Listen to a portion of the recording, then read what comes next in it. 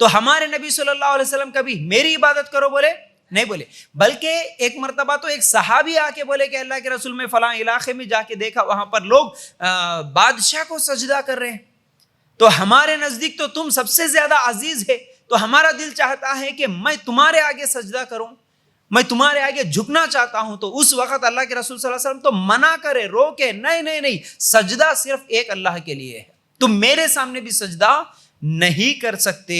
تو یہ پیغمبر کا جو پیغام ہے یہ خود دلیل ہے کہ پیغمبر سچا ہے، کیونکہ آج ہم جتنے بھی جھوٹے باباؤں کو دیکھتے ہیں، کئی بابائیں ایسے ہیں جو خدائی کا بھی دعویٰ کر لیے، پہلے تو چھوٹا چھوٹا بیماریاں شفا کرتے، یہ کرتے وہ کرتے، تمہارے مشکل حل کرتے، اس طرح بول کے ایک چھوٹا سا کچھ تو بھی بنا لیے، ایک مکان، ایک ٹھکانہ بنا لیے، پھر اس کے بعد وہ اتنے بڑے ہو جاتے ہیں کہ پھر لوگ آ کے ان کے آگے سجدہ کرنے لگ جاتے ہیں، پھر وہ مر گیا تو ان کا ہی مزار بنا کے، ان کا پتلا بنا کے ان کو ہی بھگوان ماننے لگتے ہیں۔ لیکن کیا ہمارے نبی صلی اللہ علیہ وسلم زندگی میں اس طرح اپنی عبادت کی طرف بلائے؟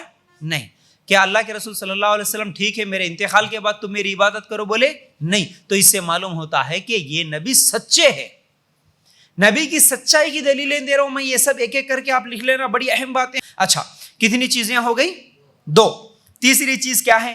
محمد صلی اللہ علیہ وسلم کے اخلاق۔ ہمارے نبی صلی اللہ علیہ وسلم کے اخلاق اس بات کی دلیل ہے کہ محمد صلی اللہ علیہ وسلم سچے رسول ہیں۔ ہمارے نبی صلی اللہ علیہ وسلم کے اخلاق کیسے تھے کہ نبوت ملنے سے پہلے بھی لوگ گواہی دیتے تھے کہ محمد صلی اللہ علیہ وسلم امانت دار ہے، صادق الامین بولتے تھے، یہ سچے انسان ہے اور امانت دار ہے۔ اور امانت بھی ایسی، سچائی بھی ایسی کہ آپ لوگوں کو ایک ایگزامپل دیتا ہوں، سنیے۔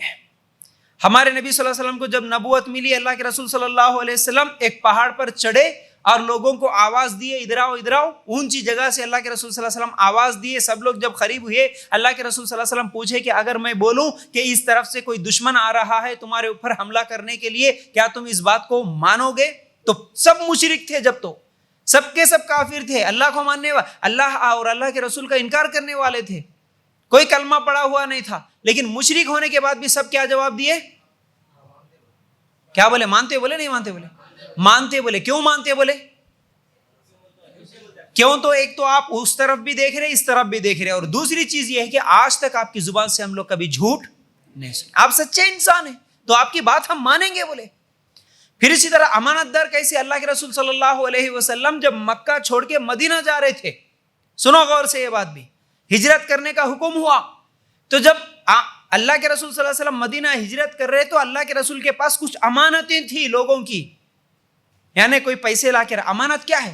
آج بھی اگر کوئی گاڑی کی چابی دے دیا، گھر کی چابی دے دیا، کچھ پیسے دے دیا کہ بھائی چھپاؤ تھوڑے دن تک، میں بعد میں لیتا ہوں، یہ امانت ہے۔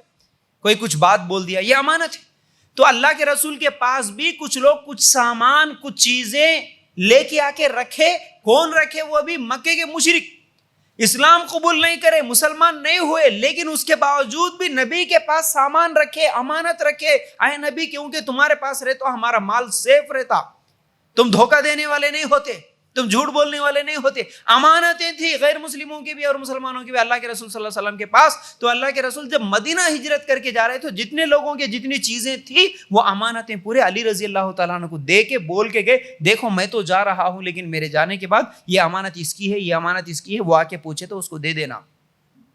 تو دیکھو ہمارے نبی اگر جھوٹے ہوتے، آج جیسا نعوذ باللہ جو جھوٹے بابا ہم لوگوں کو ہر 8 دن میں کوئی نہ کوئی نظر آ جاتا ہے، لوگوں کا مال لوٹنے والا، چوریاں کرنے والا، دھوکہ دینے والا، بدکاریاں کرنے والا، بڑے بڑے بابا بن کے بیٹھے، لیکن کتنے بڑے بڑے اسکیمز کرتے وہ لوگ، کتنے گندے گندے حرکتیں کرتے۔ لیکن ہمارے نبی صلی اللہ علیہ وسلم ان کی امانتیں ان کو واپس دے کے گئے اگر ہجرت بھی کرنا ہے تو اس سے بھی کیا معلوم ہوا؟ نبی کی سچائی اس بات کی گواہی دیتی ہے کہ نبی سچا ہے، نبی کے اخلاق یہ گواہی دیتے ہیں کہ نبی سچے ہیں۔